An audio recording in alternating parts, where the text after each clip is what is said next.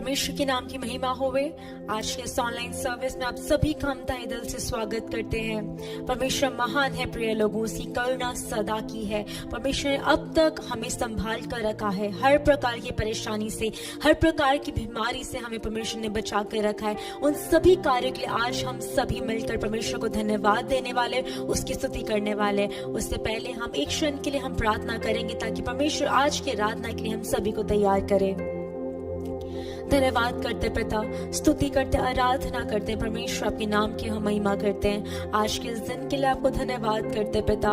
परमेश्वर आज के इस दिन को हमारे जीवन में जोड़ने के लिए आपको धन्यवाद करते हैं। आज की पूरे सर्विस को आपके हाथों में सौंपते। पवित्र आत्मा आप हमारे बीच में रहकर अगुवाई कीजिए।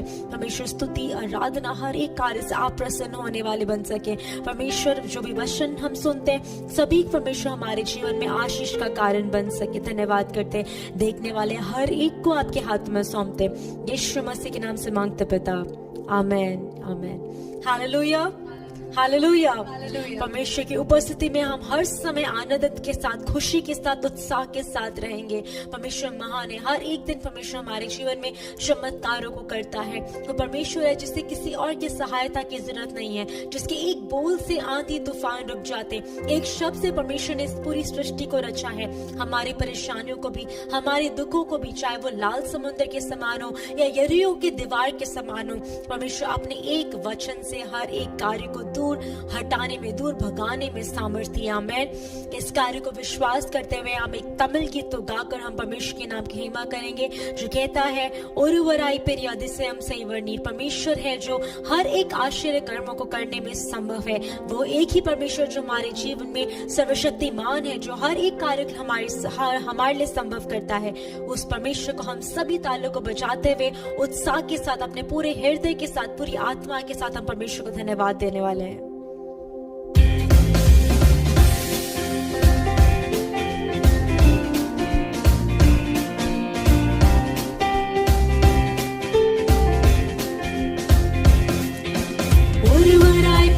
அதிசயம் செய்பவர், சீரக்கூடாத ஒளியில் இருப்பவர், ஒருவராய் பெரிய அதிசயம் செய்பவர்,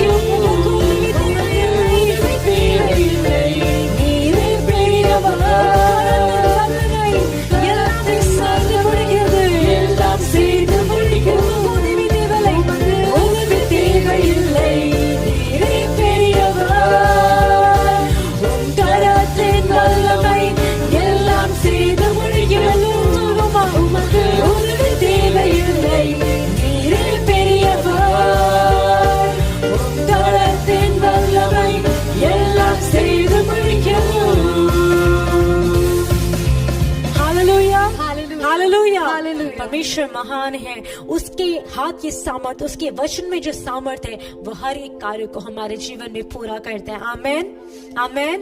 इस बात को विश्वास करते हुए निरंतर स्तुति के साथ, आराधना के साथ परमेश्वर के नाम की हम महिमा करेंगे। परमेश्वर अंधेरे जीवन में अपने उजाले को देखकर हमारे जीवन में रोशनी को लेकर आने वाला परमेश्वर है। हमारे जीवन में दुखों का भंडार होगा, हमारे जीवन में दुख कर्ज से अंधेरा भरा होगा, लेकिन हर एक कार्य को परमेश्वर अपने प्रकाश से, हर एक अंधेरे को आज हमारे जीवन से दूर करने वाले हैं। परमेश्वर ने 2020 साल पहले हमें पाप के दलदल से बाहर निकाला, अपनी जान को क्रूस पर देकर हमारे लिए, हमारी पापों के कारण हम तब पैदा भी नहीं हुए थे, हमारे रचने से पहले ही परमेश्वर ने इतना बड़ा बलिदान हमारे लिए दे दिया है। आइए हम सब मिलकर उस परमेश्वर को, उस बलिदान के लिए हम धन्यवाद करेंगे। एक और गीत गाकर हम परमेश्वर के नाम की महिमा करेंगे। तभी तालियों को बजाते हुए उत्साह के साथ उस परमेश्वर के हर एक उपकारों को सोचकर उसको निरंतर हम धन्यवाद करेंगे, एक साथ स्तुति करते रहेंगे।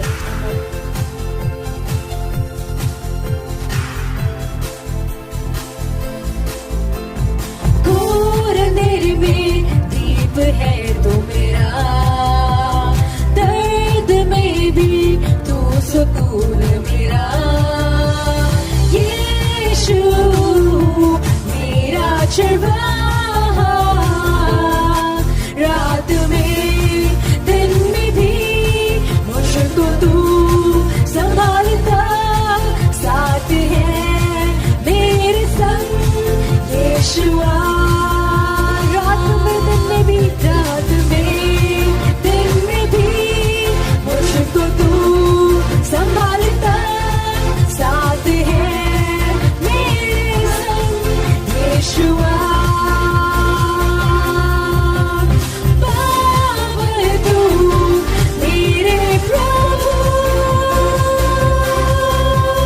पापी का उद्धार तू, पावन तू मेरे प्रभु, पापी का उद्धार तू, मेरे लिए घायल हुआ यीशु मेरा चरवाहा, रात में दिन में भी मुझको तू संभालता, साथ है मेरे संग यीशुआ। रात में दिन में भी मुझको तू संभालता, साथ है मेरे संग यीशुआ। सारे दुख दर्द लिया,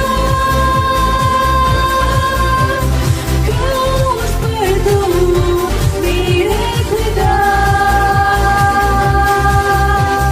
सारे दुख दर्द लिया, क्रूस पर तू मेरे खुदा, मेरे लिए कुर्बान हुआ यीशु मेरा चरवाहा, रात में दिन में भी मुझको तू संभालता, साथ है मेरे संग यीशुआ। रात में दिन में भी मुझको तू संभालता, साथ है मेरे संग यीशुआ। आमेन। धन्यवाद करते पिता, आपकी स्तुति करते परमेश्वर।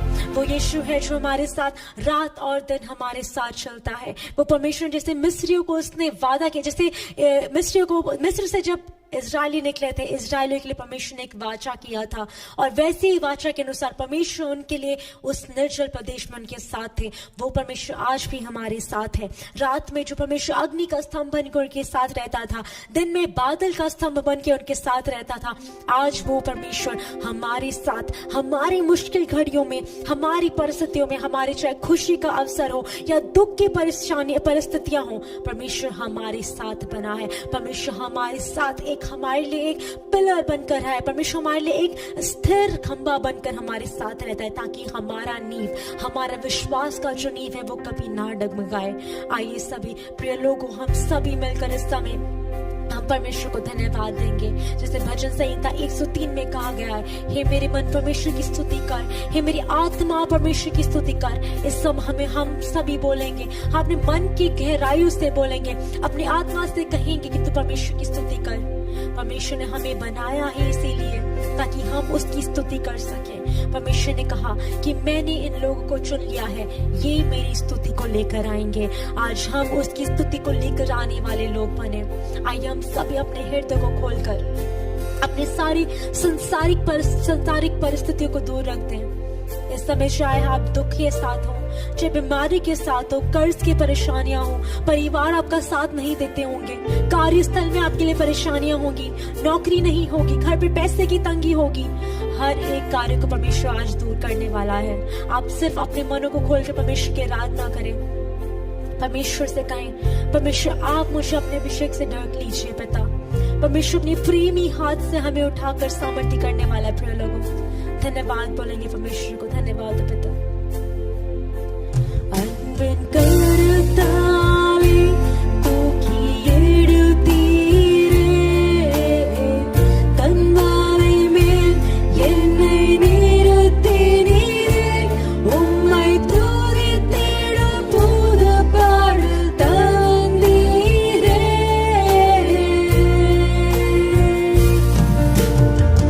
ஆயிரம் நாவுகள் போதாதே இந்த நாமமே, கர்த்தரை துதி, கர்த்தரையே துதி.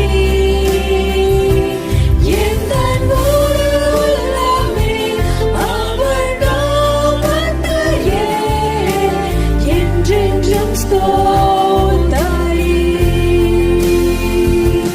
எந்த நாமமே, கர்த்தரை துதி, கர்த்தரையே துதி. எந்த உள்ளமே, எந்த உள்ளமே அவர் நாமத்தையே என்றென்றும் ஸ்தோத்தரி. அன்பின் கருத்தாலே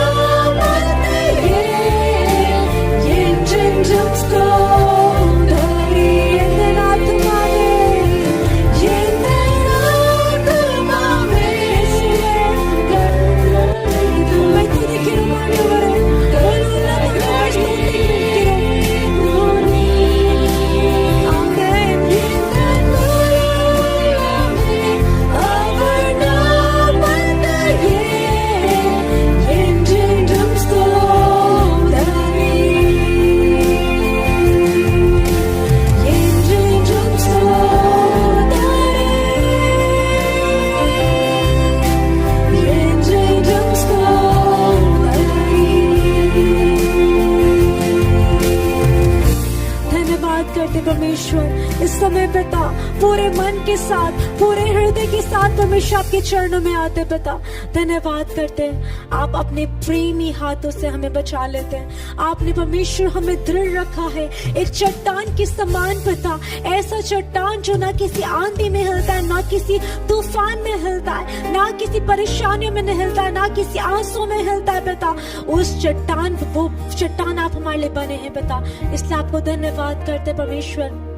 हमारी आत्मा हर समय परमेश्वर सिर्फ आपको चाहती है, हमारी आत्मा आप में प्यासी है पिता। आप हमें भर दे पिता, जैसे एक हिरनी जल के लिए हाँफती है पिता, उस प्रकार हमारी आत्मा पिता, मेरी रूह पिता आपके लिए तरसती है परमेश्वर। अपनी आत्मा को हम पर बरसाइए पिता, हमारी प्यासी आत्मा को अपने जीवन जल देकर बरसाइए पिता। इस समय कितने लोग हैं जो इस वीडियो को देख रहे हैं, कितने लोग हैं जो सर्विस को अटेंड कर रहे हैं पिता। परमेश्वर, हम नहीं जानते कि उनकी परिस्थितियां क्या है, हम नहीं जानते कि किस प्रकार के दुख से वो गुजर रहे हैं, हम नहीं जानते किस प्रकार की तकलीफों से उन्हें गुजरना पड़ रहा है पिता। कितने लोगों के अपमान सहने पड़ रहे हैं, कितने लोगों की निंदाओं को सहना पड़ रहा है पिता, लेकिन उन सभी का जवाब आप देंगे पिता। आज उन सभी का एक परमेश्वर एक पूर्ण विराम आप लगाएंगे। हर एक कार्य आज खत्म होगा, हर एक दुखों को आप एक परमेश्वर एक आनंद में बदलने वाले हैं। जैसा आपका वचन कहता है परमेश्वर, तेरा दुख खुशी में बदल जाएगा। Your sorrows will be turned into joy. आमेन। परमेश्वर, इस वचन को हम विश्वास करते हैं और अंगीकार करते पिता, हमारे दुख खुशी में बदल जाएंगे पिता, क्योंकि आप हमारे साथ हैं, क्योंकि आप हमारे साथ हैं पिता। आप हमारी आत्मा को भर दीजिए, हमारी प्यासी आत्मा को भर दीजिए पिता। परमेश्वर, मेरी रूह को आप अपनी आत्मा से भर दीजिए पिता, आप अपनी शांति से तसल्ली दीजिए पिता। मेरी रूह खुदा की प्यासी है, मेरी रूह खुदा की प्यासी है, मेरी रूह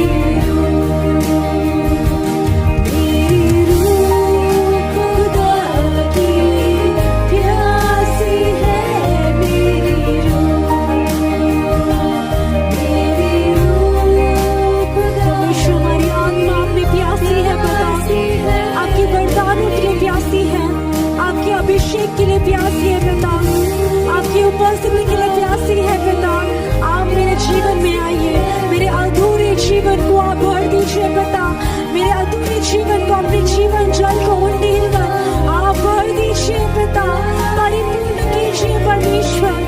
कोई भी समय टूटे हुए हृदय के साथ ना रहे पिता, हर एक के हृदय को आप परिपूर्ण कीजिए परमेश्वर। धन्यवाद करते हैं, आमीन। परमेश्वर अपनी आत्मा को बरसा दीजिए।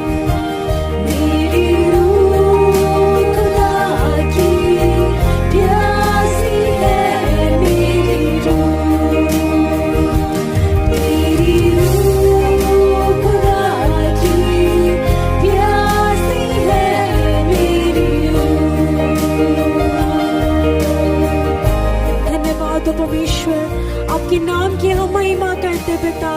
इस समय आप हमारी रूह को पिता आपने अपनी आत्मिक बारिश से भर दिया है, अपनी आत्मिक परमेश्वर वरदानों से भर दिया है पिता।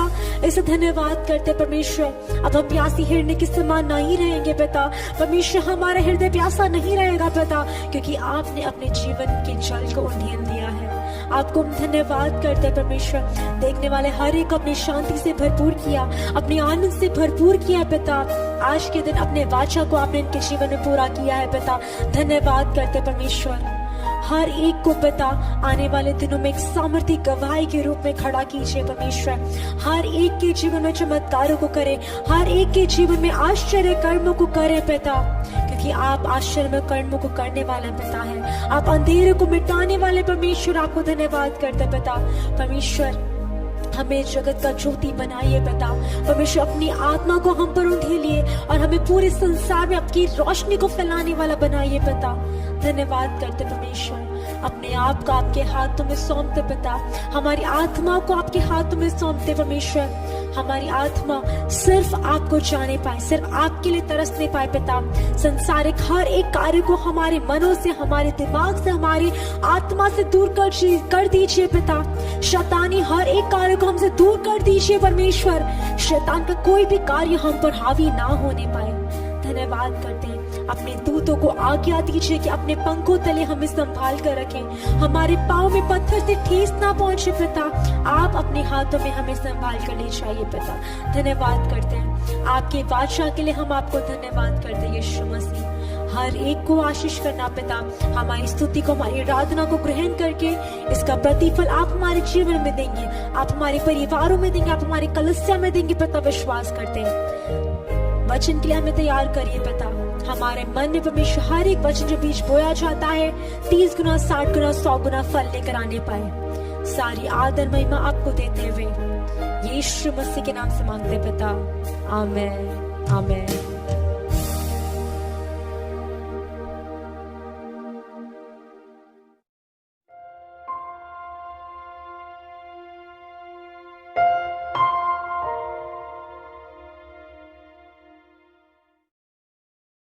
ஆண்டவராகிய இயேசு கிறிஸ்துவின் நாமத்தினாலே உங்கள் எல்லோருக்கும் வாழ்த்துக்கள்। प्रभु यीशु मसीह के नाम से आप सभी का स्वागत करते हैं। இந்த ஆன்லைன் சர்வீஸ் மூலமாக உங்களுக்கு தேவனுடைய வார்த்தையை கொண்டு வருவதிலே மகிழ்ச்சி அடைகிறோம்। इस ऑनलाइन सर्विस के द्वारा आपके लिए परमेश्वर के वचन को लेकर आने में हम बहुत ही आनंदित होते हैं। தேவன் நல்லவராய் இருக்கிறார்। परमेश्वर अच्छा है। அவர் பேசுகிற தெய்வம்। वो बात करने वाला परमेश्वर है। அவருடைய வார்த்தை ஒரு நாளும் மாறாது। उसका वचन कभी नहीं बदलेगा। இந்த நாளிலும் அவருடைய வார்த்தையின் மூலமாக தேவன் நம்மை திருப்தியாக்குவாராக। आज के दिन भी उसके वचन द्वारा परमेश्वर हमें तृप्त करे। யோவான் 6 அதிகாரம் 27 வசனத்திலே यूहन्ना 6वें अध्याय 27वें वचन में ஆண்டவராகிய இயேசு கிறிஸ்து தன்னுடைய शिष्यர்களுக்கு சொல்லும் பொழுது परमेश्वर यीशु मसीह अपने शिष्यों को जब बताते हैं நித்திய ஜீவன் வரைக்கும் நிலை நிற்கிற போஜனத்திற்காகவே क्रिये நடப்பீங்கள் என்று சொல்லுகிறார்। और परमेश्वर का वचन कहता है कि अनंत जीवन तक ठहरने वाले भोजन के लिए अपने क्रियाओं को करो। ஆண்டவராகிய இயேசு கிறிஸ்து இந்த உலகத்தில் இருந்த நாட்களிலே परमेश्वर यीशु मसीह जब इस संसार में थे திரளான கூட்டம் அவரை பின் சென்றது। बहुत बड़ी भीड़ उसके पीछे हो लिया। எங்கெங்கெல்லாம்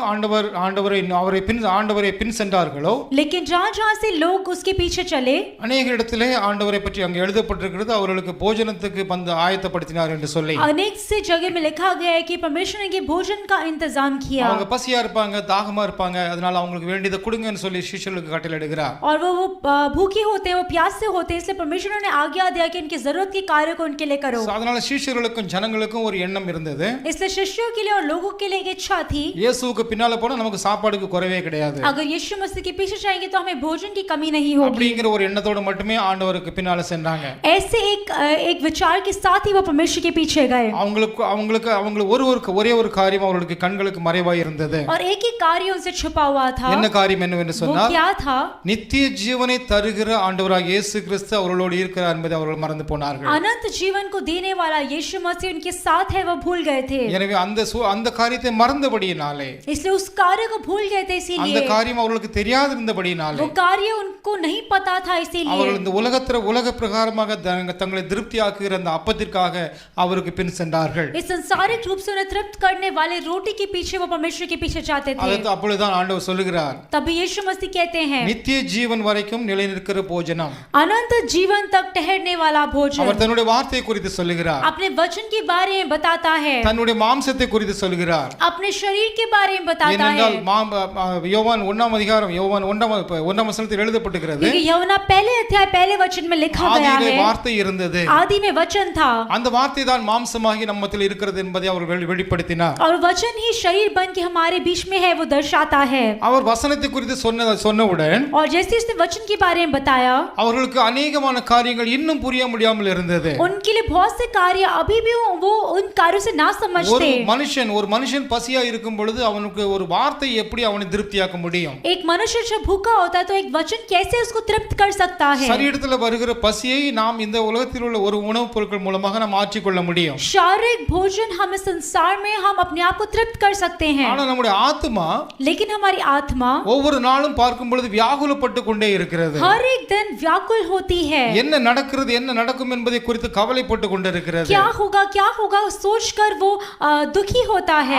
அது ஒரு தாகம், அது ஒரு பசி என்பதை ஜனங்கள் அறியாமல் இருக்கிறார்கள். वो एक प्यास है, वो एक भूख है, वो लोग नहीं जानते हैं। ஆண்டவராகிய இயேசு கிறிஸ்து நம்மை உண்டாக்கினவர், தன்னுடைய வசனத்தின் மூலமாக நம்மை உண்டாக்கினவர், அவர் தெளிவாக அறிந்திருக்கிறார். लेकिन प्रभु यीशु मसीह जिसने अपने वचनों के द्वारा हमें बनाया, उसने हमें बताया है। இந்த उலகத்தில் உள்ள பசியை ஆற்றிக் கொள்ளும்படியாக ஆண்டவர் நமக்கு திறமைகளை கொடுத்திருக்கிறார், பலத்தை கொடுத்திருக்கிறார், உழைக்கும்படியாக கிருபையை தந்திருக்கிறார். संसारिक भूख को मिटाने के लिए परमेश्वर ने हमें अलग प्रकार के हमें वरदानों को दिया है, हमें परिश्रम करने की ताकत को दिया है। ஆனால் ஆவிக்குரிய தாகத்தையும் அந்த பசியை மாற்றும்படியாக ஆண்டவர் நமக்கு வசனத்தை கொடுத்திருக்கிறார் என்பதை நாம் அறிந்து கொள்ள வேண்டும். लेकिन आत्मिक भूख को मिटाने के लिए परमेश्वर ने हमें वचन दिया, उसे हमें जानना है। மனுஷன் அப்பத்தினால் மாத்திரமல்ல, मनुष्य सिर्फ रोटी से नहीं, தேவனுடைய வார்த்தையினால், தேவனுடைய வாயிலிருந்து புறப்படுகிற ஒவ்வொரு வார்த்தையினாலும் பிழைப்பார் என்று சொல்லி இருக்கிறார். परमेश्वर के मुख से निकलने वाले हर एक वचन से जीवित रहेगा करके कहा गया है। பிசாசானவன் அப்படிப்பட்ட காரியங்களை, இந்த உலக பிரகாரமான காரியங்களை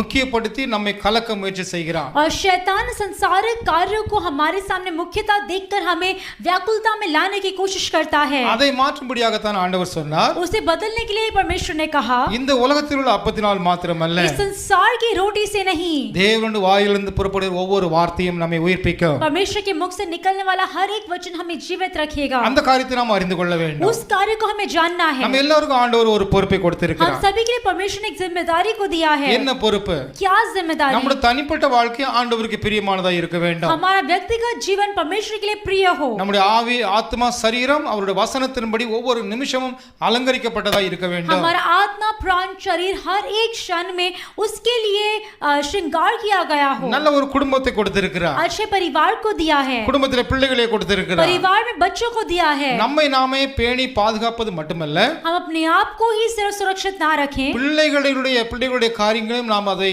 கவனமாக கவனித்து அவளை சரியான பாதையில் கொண்டு வர வேண்டிய பொறுப்பை நமக்கு கொடுத்திருக்கிறார் और ஆண்டவர். बच्चों के कार्य को देखकर उन्हें सही मार्ग में लेके आने की जिम्मेदारी भी हमें परमेश्वर ने दी है। இந்த காரியங்கள் எல்லாம் அவர் கொடுத்திருக்கிறபடியாலே, और इन कार्यों को उसने खुद दिया है, इसीलिए அவருடைய வார்த்தையின்படியே நாம் நம்மை திடப்படுத்திக் கொள்ள வேண்டும். उसके वचन के द्वारा ही अपने आप को दृढ़ करेंगे। அவருடைய வார்த்தையின்படி நம்முடைய காரியங்களை கவனித்துக் கொண்டோம் என்று சொன்னால், उसके वचन के द्वारा हम अपने कार्य को ध्यान देंगे तो நாம் நித்தியத்துக்காக ஆயத்தப்பட்டு கொண்டிருக்கிறோம் என்று சொல்ல முடியும். हम अनंत काल के लिए तैयार हो रहे हैं करके कह सकते हैं। இந்த உலகத்தோடு அழிந்து போகிற காரியங்களுக்காக மட்டுமல்ல, इस संसार में नाश होने वाले कार्य ही नहीं, நித்திய ஜீவனுக்காக ஆண்டவர் நமக்கு வைத்திருக்கிற நித்திய சந்தோஷத்திற்காக நாம் பிரயாசப்படுகிறோம். परमेश्वर ने हमारे लिए जो अनंत काल का जीवन रखा है उसके लिए हम प्रयास करते हैं। அதைத்தான் தாவீது தன்னுடைய வாழ்க்கையில் அனுபவித்து சங்கீதம் 32 அதிகாரம் 8 வசனத்தில் எழுதப்பட்டிருக்கிறது. और वही भजन संहिता 32वें अध्याय में लिखा गया है, நான் उனக்கு போதித்து 32वें अध्याय 8वें वचन में लिखा है, मैं तुझे बुद्धि दूंगा நீ நடக்க வேண்டிய வழியில உன்னை நடத்துவேன், और जिस मार्ग में तुझे चलना होगा उसमें तेरी अगुवाई करूंगा, உன்மேல் என் கண்ணை வைத்து உனக்கு ஆலோசனை சொல்லுவேன். मैं तुझ पर कृपा दृष्टि रखूंगा और सम्मति दिया எவ்வளவு करूंगा। நல்ல ஒரு ஆண்டவர் பாருங்க. कितना अच्छा परमेश्वर है। நாம் இந்த உலகத்தில் உள்ள காரியங்களுக்காக மட்டும் கவலைப்பட்டு இந்த வேளையிலே हम इस समय में जहाँ पर हम सिर्फ संसारिक कार्यों के लिए हम परेशानी उठाते நீ हैं, நடக்க வேண்டிய வழியை உன் வாழ்நாள் பூரா நீ எப்படி எப்படிலாம் நடக்கணும்னு சொல்லி நான் உனக்கு என் வசனத்தின் மூலமா உனக்கு கற்பித்து தருவேன் என்று சொல்கிறார். परमेश्वर कहता है कि जीवन भर तुझे जिस प्रकार चलना है मैं अपने वचनों के द्वारा तुझे सिखाऊंगा। அப்ப நம்முடைய பொறுப்பு என்ன? हमारी जिम्मेदारी क्या है? ஆண்டவருடைய வசனம் என்னை குறித்து என்ன சொல்கிறது? परमेश्वर का वचन मेरे लिए क्या कहता है? ஆண்டவருடைய வசனம் என் குடும்பத்தை குறித்து என்ன சொல்கிறது? परमेश्वर का वचन मेरे परिवार के लिए क्या कहता है? நான் படுகிற கவலைகளை குறித்து என்ன சொல்கிறது? और मैं जो परेशानियों को उठाता हूँ उसके बारे में क्या कहता है? நான் படுகிற பிரயாசங்களை குறித்து என்ன சொல்கிறது?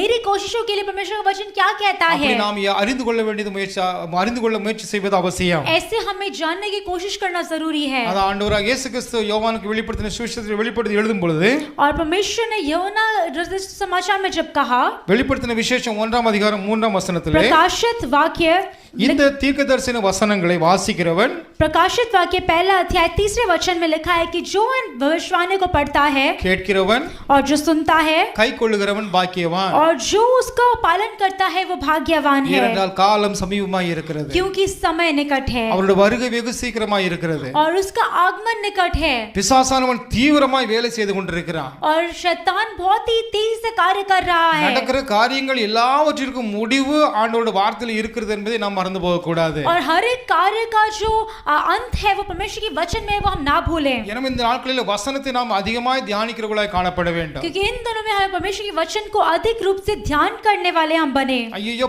வேதத்தை பைபிளை படிக்க உட்கார்ந்தாலே தூக்கம் வருதுங்க அப்படினு சொல்றவங்க உண்டு। और लोग हैं जो कहते हैं कि वचन उठाते ही नींद आती है।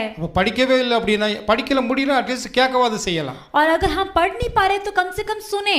எத்தனையோ ஊழியக்காரங்க பிரசங்கம் பண்றாங்க। कितने ही प्रचारक हैं जो प्रचार करते हैं। ஏதாவது ஒரு வகையில் ஆண்டவர் உங்களோடு பேசிக்கொண்டே இருக்கிறார்। किसी ना एक तरीके से परमेश्वर आपसे बात करता रहता है। ஆண்டவர் வார்த்தை ஒரு நாளும் மாறாது ஒளிந்து போகாது। परमेश्वर का वचन कभी नहीं बदलेगा।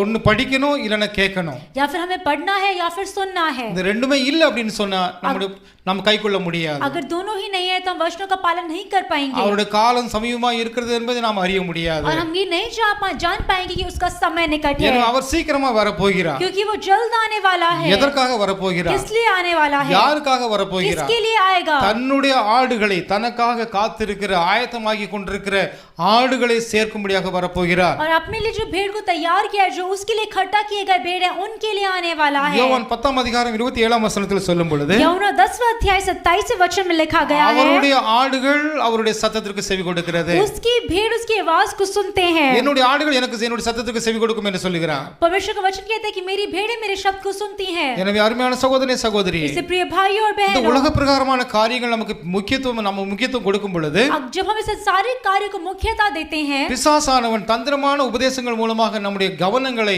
தன் பக்கமாக திருப்பிக் கொள்கிறான்। और शैतान अलग प्रकार के कार्यों से हमारा ध्यान है उसकी ओर भटकाता है। எனவே அப்படிப்பட்ட சூழ்நிலைக்கு நாம் ஆளாகாதபடி ऐसी परिस्थिति में हम ना पड़े। ஆண்டவர் என்னிடத்தில் என்ன சொல்கிறார்? परमेश्वर मुझसे क्या कहता है? நான் அவருடைய சத்தத்தை கேட்டு அவருக்கு பின்பாக நான் செல்ல வேண்டும்। मैं उसकी आवाज को सुनकर उसके पीछे चलूं। யோவான் 10ஆம் அதிகாரம் 15ஆம் வசனத்தில் சொல்லும் பொழுது और यूहन्ना 10वां अध्याय 15वें वचन में लिखा है, நான் என்னுடையவைகளை அறிந்தும் मैं अपनी भेड़ों को जानता हूँ என்னுடையவைகளால் அறியப்பட்டும் இருக்கிறேன்। और मेरी भेड़ें मुझे जानती हैं। அவருடைய ஆடுகள் யாரோ उसकी जो भी भेड़ें हैं அவைகள் இயேசுவை அறியும்। वो यीशु को जानते हैं। ஆதியிலிருந்து அந்த வார்த்தை மாமிசமாகி என் பக்கத்தில் நிற்கிறது, எனக்கு முன்பாக நிற்கிறது என்பதை அந்த ஆடுகள் அறியும்। और आदि से ही वचन एक शरीर के रूप में उनके साथ खड़ा है, ये भेड़ें जानती हैं। அப்ப நமக்கு நம்முடைய செய்ய முக்கியமான ஒரு காரியம் என்ன? तो हमारे लिए जो मुख्य कार्य है वो क्या है? எப்பொழுதும் பசும்புல் மேய்ச்சலில் நாம் நடக்கிறவர்களாய் காணப்பட हर வேண்டும்। समय हरी चराइयों में चलने वाले हम बने। ஆத்மாவில் ஒரு எம்ப்டினஸ் இருக்க கூடாது। हमारे आत्मा में खालीपन ना रहे। ஜெப வாழ்க்கை அப்படியே குறைஞ்சு போச்சுங்க। हमारा प्रार्थना का जीवन खत्म हो गया है। ஞானஸ்நானம் எடுத்தப்ப நிறைய ஜெபம் பண்ணேன், बपतिस्मा जब लिया तब बहुत प्रार्थना किया, இப்ப அப்படி வர வர குறைஞ்சிட்டே अब போயிட்டு आते आते कम हो गया है। பைபிளை நான் முதல்ல ஒரு 10 வருஷத்துக்கு முன்னால 7 முறை பைபிளை படிச்சு முடிச்சிட்டேன்। और 10 साल पहले 7 में मैं बाइबल को पढ़कर खत्म कर चुका हूँ। இப்ப என்னால படிக்க முடியல। अब मैं बाइबल नहीं पढ़ पाता। அப்படி இருந்தா எப்படி கை கொள்ள முடியும்? ऐसा होगा तो हम कैसे पालन कर पाएंगे? அப்போ அப்படி இருந்தோம் இல்ல, तब ऐसे थे करके नहीं, இப்பவும் அப்படித்தான் இருக்க வேண்டும்। अभी भी हमें ऐसे ही होना இப்பவும் है, வேதத்தை வாசிக்கிறவர்களாய் अभी भी காணப்பட हमें வேண்டும். वचनों को पढ़ना है, இப்பவும் அவருடைய சத்தத்தை கேட்கிறவர்களாய் காணப்பட अभी भी வேண்டும். उसके वचनों को सुनना है. அதே தான் யோவான் 15 அதிகாரம் 19 வசனத்தில் சொல்லும் பொழுது और वही यूहन्ना 15 अध्याय 19 वचन में कहा गया है, வெளிப்படுத்தின விஷயத்தில் நாம் படித்தது போல जैसे हमने प्रकाशित वाक्य में पढ़ा, அவருடைய வசனத்தை படித்து उसके वचन को पढ़कर, அதை கேட்டு उसे सुनकर, அதை நாம் கைக்கொள்ளும் பொழுது जब हम उसका पालन करते हैं, கைக்கொள்ளும் பொழுது 99% கைக்கொள்ளும் 1% இந்த உலகத்தோட பரவாயில்ல அப்படின்னு அட்ஜஸ்ட் பண்ண முடியாது. और जब पालन करते हैं इसका अर्थ ये नहीं कि 99% हम पालन करते हैं और 1% हम संसार के हैं, ऐसा नहीं. 100% கைக்கொள்ளும் பொழுது पूरा जब 100% हम पालन करते हैं, அது யோசுவாவுக்கு சொல்லும் பொழுது சொல்றாரு, जब यहोशू को कहते हैं तब परमेश्वर कहते हैं, நீ இந்த வார்த்தையை விட்டு இடது பக்கமும் விலகாத வலது பக்கமும் விலகாத. इस वचन को छोड़कर तू ना दाएं मुड़ना ना बाएं मुड़ना. எவ்வளவு தெளிவா சொல்லியிருக்காரு பாருங்க. कितने ही स्पष्ट रूप से बताया गया நமக்கு ஆண்டவர் है. அப்படிதான் சொல்றாரு. हमारे लिए परमेश्वर ने ऐसे बताया இன்னைக்கு है. நம்ம இடது பக்கம் விலகிறதுக்கும் வலது பக்கம் ஏராளமான சூழ்நிலைகள் இருக்கு, காரணங்கள் இருக்கு. और बहुत सारे आज परिस्थितियां ऐसी हैं और कारण है जिसकी वजह से हम दाएं या बाएं मुड़ सकते हैं. அவங்களே அப்படி செய்யறாங்க, நான் செய்யக்கூடாதா? वो ऐसे करते हैं क्या मैं नहीं कर सकता? அவ்வளவு பெரிய ஊழியக்காரர் அப்படி செய்யறாரு, நான் செய்யக்கூடாதா? इतने बड़े सेवक ऐसा करते तो मैं नहीं कर सकता क्या? அப்படி இல்ல. ऐसा नहीं है. ஆண்டவர் தன்னுடைய ஆடுகளை அறிந்திருக்கிறார் என்று சொல்கிறார். परमेश्वर अपने भेड़ों को जानता है. நீங்க அலசி ஆராய்ந்து பாருங்கள். आप जांच कर देखिए, நீங்க அவருடைய ஆடுகளா? क्या आप उसके भेड़े हैं? அவருடைய சத்தத்தை நீங்க கேட்க முடியுதா? क्या उसके शब्द को आप सुन सकते हैं? அவரால நீங்க அற்பட்டிருக்கீங்களா? क्या उसके द्वारा आप जाने गए हैं? நீங்க அவரை அறிஞ்சிருக்கிறீங்களா? या क्या आप उसको जानते ஒரு हैं? நிமிஷம் அலசி ஆராய்ந்து பார்ப்போம். 1 मिनट के लिए जांच कर எனவே देखिए, கவலைப்பட வேண்டாம். इससे व्याकुल ना हो. நாம 100% அவருடைய வார்த்தையை கைக்கொள்ளும் பொழுது और जब 100% हम उसकी वचनों का पालन करते हैं, உலகத்தில் உள்ளவங்க சொல்லுவாங்க, संसार के लोग कहेंगे பைத்தியக்காரன் மாதிரி நடந்துகிட்டு இருக்கு. कि पागल के समान चल रहा है. இயேசு கிறிஸ்து இருக்கும்போது அப்படிதான் சொன்னாங்க. जब यीशु थे तब भी उनको ऐसे ही कहा गया है, உனக்கு பைத்தியமா பிடிச்சிருக்கு, பைத்தியம் பிடிச்ச மாதிரி பேசுற அப்படின்னு क्या आप சொன்னாங்க. पागल हो गए, आप पागल के समान बातें कर रहे हैं. ஒதுக்குவாங்க, आपको अलग करेंगे, வெறுத்து தள்ளுவாங்க. अलग कर देंगे. ஏன்?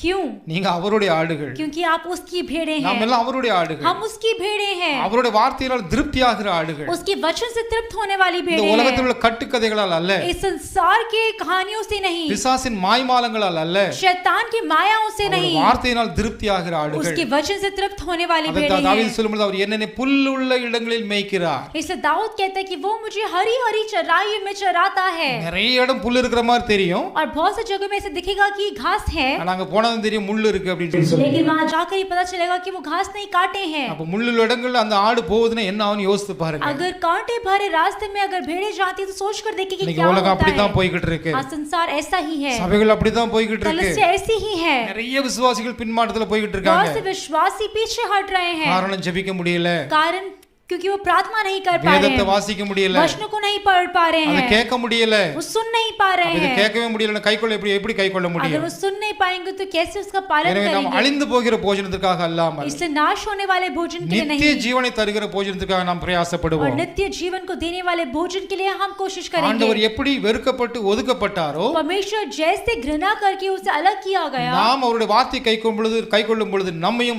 நாமும் வெறுக்கப்படுவோம், ஒடுக்கப்படுவோம். और जब हम उसका पालन करते हैं हम भी नफरत किए जाएंगे, अलग किए जाएंगे. அப்ப ஆண்டவருடைய வருகை நாட்களில் அவருடைய சத்தத்தை நாம் கேட்க முடியும். जब परमेश्वर का आगमन होगा तब हम उसकी आवाज को सुन ஏன்னா पाएंगे, அவருக்கு தெரியும் क्योंकि वो जानता है. அந்த வார்த்தை நிமித்தமாகத்தான் நாம் ஒடுக்கப்படுகிறோம் और என்று उसके சொல்லி. वचन के कारण ही हम आज मुश्किलों में हैं. என்னாலதான் இவங்களுக்கு இந்த பிரச்சனை வந்துச்சுன்னா அவங்க கிட்ட போறேன்னு சொல்லி ஆண்டவர் நிச்சயமாக நம்மிடத்தில் கடந்து வருவார். और मेरे वजह से उनके लिए परेशानी आएगा कि परमेश्वर निश्चय हमारे पास आएगा, So, நித்தியமாக நமக்கு நித்திய ஜீவனை தந்து ஆசீர்வதிப்பார். इसलिए अनंत काल के जीवन को देकर आशीष करेगा. ஆண்டவர் இந்த வார்த்தைகளை உங்களை परमेश्वर ஆசீர்வதிப்பாராக. वचन द्वारा आप सभी को आशीष நம்ம எல்லாம் करें. ஜெபிப்போமா? हम सभी प्रार्थना நல்ல करेंगे. இயேசுவின் அருமையான வேளைக்காக உம்மை ஸ்தோத்திரிக்கிறோம். परमेश्वर इस अच्छे समय के लिए आपको धन्यवाद देते நல்ல हैं. வார்த்தையை கொடுத்தீர் ஆண்டவரே. अच्छे वचनों को दिया, உம்முடைய ஆடுகளாக உம்முடைய சத்தத்திற்கு செவி கொடுக்க எங்களுக்கு கிருபை தாரும். आपके भेड़ बनकर आपके शब्द को सुनने में हमारी सहायता कीजिए. இந்த உலகத்தில் अनेகமான சத்தங்கள் கேட்கிறது, इस संसार में अनेक प्रकार की आवाज है, अनेक உபதேசங்கள் வந்து கொண்டிருக்கிறது. अनेक प्रकार के उपदेश हैं. வானம் பூமி ஒளிந்து போகும், आकाश और पृथ्वी टल जाएगी, என் வார்த்தை ஒரு நாளும் மாறாது என்று लेकिन சொன்னீர் मेरा ஆண்டவரே. वचन एक भी दिन नहीं உம்முடைய टलेगा. வார்த்தையை நாங்கள் கைக்கொண்டு நாங்கள் ஒடுக்கப்பட்டாலும் நெருக்கப்பட்டாலும்